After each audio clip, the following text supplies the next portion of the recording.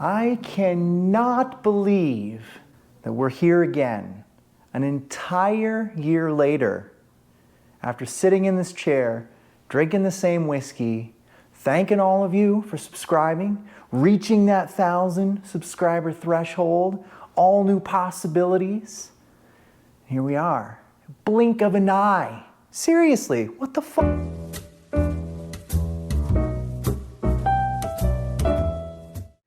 In all seriousness though, it's been another incredible year, and I again have so much to be thankful for.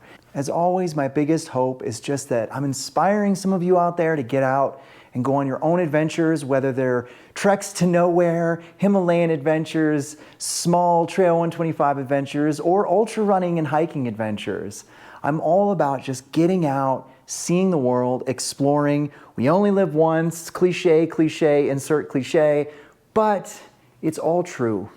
Now, 1 year ago, I sat in this same chair and I decided to start a new tradition because it marked the 1 year anniversary of sort of rebranding this channel. And so what I did was I pulled up my laptop and I walked through all of the highlights of that particular year. All right, so without any further delay, I'm gonna pull up my laptop and we're gonna go through some of the highlights of the past year. So 1 year ago, as I sat in this very chair, I thanked all of you for reaching 1,000 subscribers, and that was a really big milestone for me, so I decided to celebrate with a video. Now, this may have also been the first time you guys have ever seen me play guitar on video, so I decided to bring that back for this year's video as well. Now, one of the themes of the last year that I think was a lot different from my first year was that I put out a lot of videos that were sort of helpful tips, how-tos, things I've learned along the way, as opposed to just straight up adventure videos. So with that said, the first video that I put out this last year was a comprehensive comparison of different storage solutions, just to kind of give people out there an idea of ways to carry stuff on their bright and shiny new Royal Enfield Himalayan. Now, something actually occurred to me when I was recording that video, and it's that I had reached the 1 year anniversary with my Himalayan, so obviously I needed to put out a super detailed, comprehensive review of my experience. At least that was my initial intent. What I ended up actually putting out was a very short video where, in summary, I basically said, yeah, I still like it. I still get a lot of enjoyment out of riding it, and it still fills all those check boxes for which I bought it. Now, as November rolled in, something unexpected happened. I actually got contacted by someone here locally in Flagstaff who also owns a Himalayan. And we ended up going on several group rides together. And I've got to tell you, as much as I do love riding by myself and a way to sort of clear my head and get into that space that I so need mentally and spiritually, whatever you want to call it, I also realized there's this amazing other world of motorcycling out there when you go with people. And incidentally, it was actually because of that, because of these trips that I took with this other person, that lit the small fire in me that eventually became the idea for NASMAT, which I'll talk about in a little bit. So the next video I posted was actually on one of the trips out to Wing Mountain with this other rider, just having a grand old time. Moving on, I posted a goofy video where I took my Brompton down into the woods and had a little afternoon tea time. I have no idea what motivated me to make that video. I think I was just really excited to share with everyone the concept of a sort of portable handheld espresso maker. A few weeks later, I did make another trip out to Harding Point, and I know you guys are probably so sick of hearing about Harding Point, but it's just one of those places that's very special to me. And when I go out there, I just kind of feel in alignment. And so the video was titled Finding Harding Point, but it was really more like finding myself. And gosh, that sounds like a Hallmark card, but I think you know where I'm going. So as November rolled around, I posted that video of a trip to Schultz Pass with that other group of riders. It was a grand old time, really fun. Pretty technical road, had a few scary incidents, actually drove off the road at one point, thought I was gonna completely wipe out and somehow managed to keep it upright. Now immediately after that, I posted another one of these sort of tips and tricks videos where I talked about all of the different ways I've experimented with carrying fuel. Now in early November, I made my annual pilgrimage to the woods of Virginia, participated in my 6th running of the Mountain Masochist 50 miler. So I did just barely finish in the cutoff, 6 minutes before the cutoff. Mid-November rolled around, I decided to finally do a proper fuel range test. Now, rather than just hop on the bike and ride 100 miles in one direction and 100 miles back, I decided to combine this trip with a place that I've always wanted to see, and that is Horseshoe Bend. So Horseshoe Bend is one of these really prominent meander bends on the Colorado River, just north of the Grand Canyon, and it's spectacular. It's one of these things you see in all the calendars and photos. Now, when Thanksgiving rolled around, I made a trip to Southern California to the area around Wrightwood. Now, incidentally, this is also where the Pacific Crest Trail goes through, and where 10 years ago, I had to skip Mount Baden-Powell on my through hike because of the station fire. So, on my trip at Thanksgiving, I finally, after 10 years, hiked up Mount Baden-Powell and got some incredible views at the summit. Now, as December rolled around, that little NASMAT seed that I talked about earlier finally started to grow into something real. And so I dedicated a lot of December to going on what I called reconnaissance rides. I had this plan, sort of a general outline of where I wanted to make these NASMAT routes, but there was a lot of places that I still had yet to see in order to actually gauge their difficulty. So I ended up going on 4 total recon rides, 1 in each quadrant of Flagstaff, in order to just cover all of that ground so that I felt more comfortable about publishing routes for the general public. Now, for most of January, I essentially disappeared and I didn't really put out any material. While I was working on finalizing the NASMAT routes, more importantly, I had essentially sequestered myself in my office upstairs for about 3 weeks in order to focus all of my energy, all of my cognitive abilities into a really important science proposal.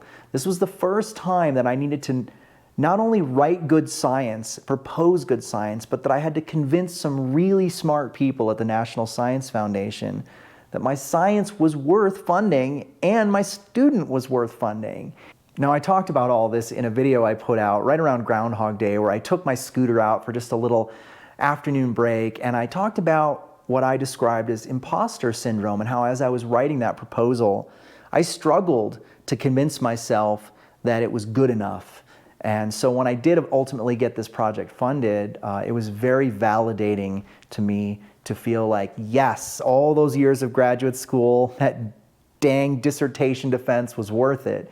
Now, around that same time, I put out my welcome video for NASMAT, and it's so funny to watch that now because I'm so excited in it to share this project. You know, this was a project I completely put together on my own. I built a website. I got to play in, GIS mapping software, and I had so much fun geeking out on the maps particularly, and coming up with a rating system for the terrain. It was just such a fun thing to put together.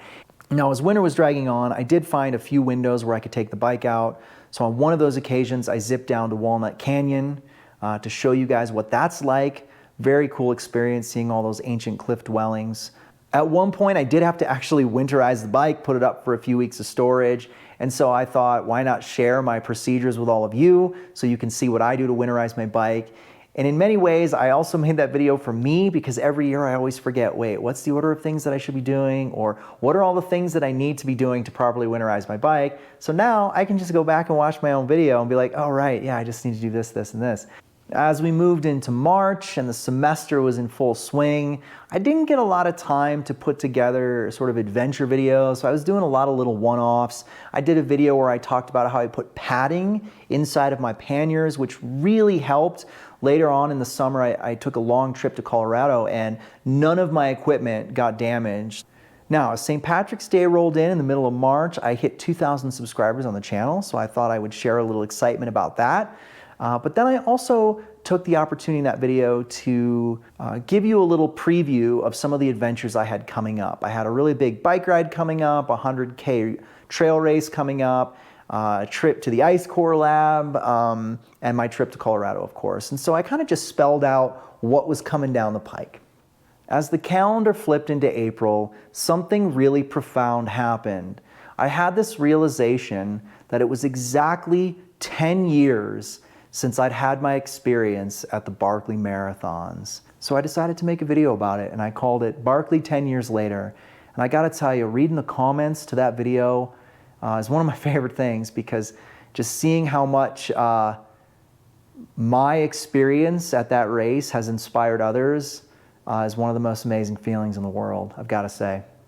As April rolled in and the semester came to a close, I did have a successful running at the Zion 100K after nearly almost missing the start. Now, at the end of April, I took part in my first team motorcycle scavenger hunt rally. So what this means is that me and one other rider teamed up, and we basically rode all around southern Arizona as much as we could to tag GPS waypoints. And I've got to tell you, it was a blast. Now, at the end of the semester, I had a really fun little trip to the Ice Core Lab in May with my grad student, so I spent a little bit of time recording some footage there and posting a fun science video all about the cool work that we do in the Ice Core Lab. It's just always such a blast. Now, as May came to a close, something really important also happened. I got my hands on my new Honda Trail 125. And so began my secondary adventures on the Honda Trail 125. And as you've seen on this channel, I've taken that new Trail 125 on some ridiculous adventures already. And then as June rolled in, a couple of really important things happened. First and foremost, NASMAT happened, and boy was it a jolly old time. All sorts of crazy stories and motorcycle breakdowns and U-Haul evacuations and bike drops and sand and rocks and technical terrain, and of course, the infamous wildfire. So the short of it is that we had 2 incredibly successful days of riding, and then the fire hit, and so most of the people had to leave. Now, at the end of June, I put up a video talking all about a new seat that I got for the Himalayan. It was a Seat Concepts brand, and I've got to tell you, after 4 months of using that seat now, I have nothing but great things to say about it. It's very comfortable, definitely worth the high price tag. Now, by the time I hit 1 month of ownership on the Trail 125, I'd already noticed that there were all these little things that I had done to the bike to fine-tune it, tweak it a little bit, make it a little bit more precise for my needs, and so I put out a video just detailing all the little hacks and tips and tricks. Now, the next video I put out was another anniversary video, the 1-year anniversary of owning my Brompton. And you know, I put this video together and talked about the pros and cons. Not a whole lot of groundbreaking things in that video. It was pretty straightforward. Things I liked about the bike, things I didn't. But that video has also garnered quite a bit of attention. So there are clearly a lot of people out there that are both interested in Bromptons and also interested in my Brompton content. But then, just like with last year, July came, and with it, another fantastic multi-day camping trip to Colorado. Now, there were 2 things that were particularly different about this year's trip to Colorado as compared to last. The first was that I really didn't bring any camping gear. I decided ahead of time I was just going to stay in cheap hotel rooms and small cabins. Now, the second thing that was different is that instead of going up directly into Colorado, I instead went north into Utah, and I visited Monument Valley and Bears Ears and Capitol Reef and Moab and Canyonlands, and then I looped in to Colorado from the west and made my way over towards the Aspen area so that I could hike 2 additional 14ers.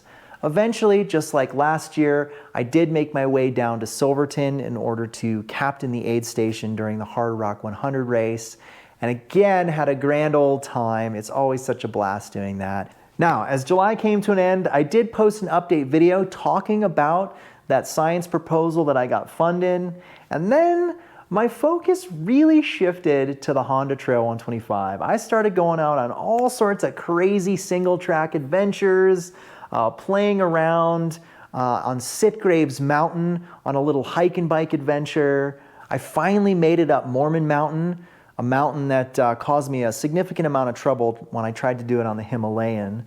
Now, sprinkled in there, I also put out a video where I geeked out a little bit about some artwork I had received.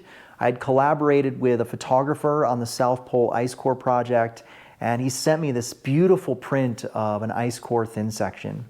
As we moved into September, I posted a video that I titled A Proper Trail 125 Break-In, where I decided to tackle a little bit more aggressive trails and routes. Once I actually passed that break, and I also did a proper top speed test on the 125, and in that video I hit a top speed of 60 miles per hour on a downhill. And then this brings us up to the last month. I decided to try a valve check and adjustment on the Trail 125 just because I watched a few videos on it and saw how simple it was. And I figured not only would this be a good way for me to learn how to do it and get a feel for those valve clearances, but then also would give me confidence to attempt the same adjustment on the Himalayan, something that I hadn't done yet. Now I did take a quick trip up to Slate Mountain on the Himalayan, but got turned around with a bunch of rain and mud, but then later went back to Slate Mountain on the Trail 125 and successfully summited the peak.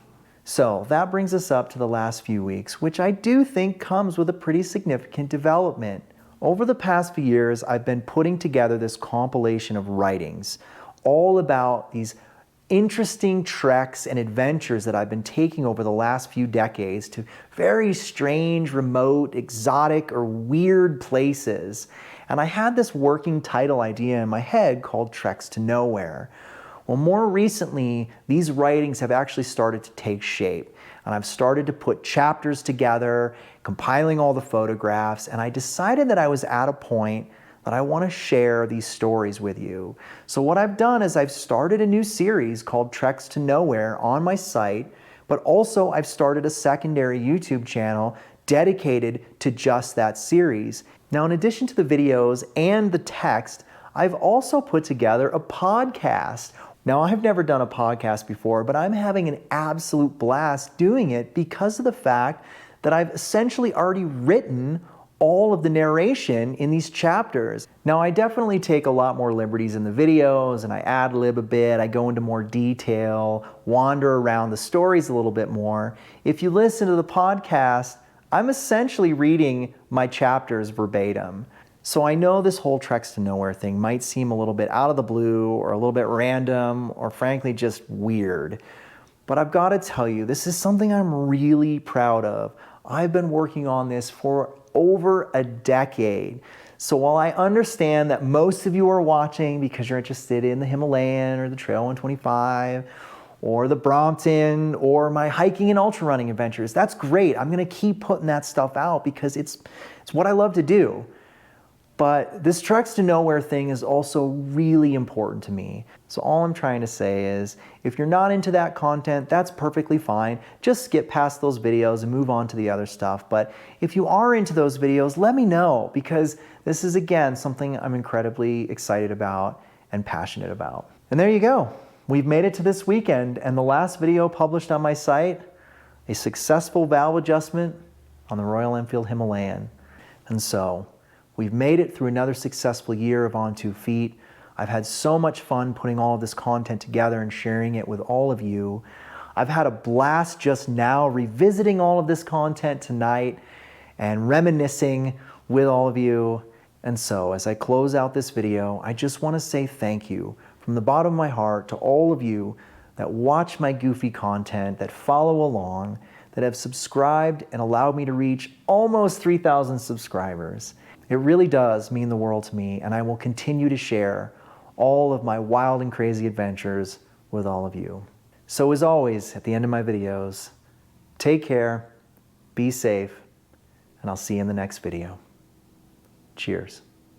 Standing with my Bob Dylan comic book.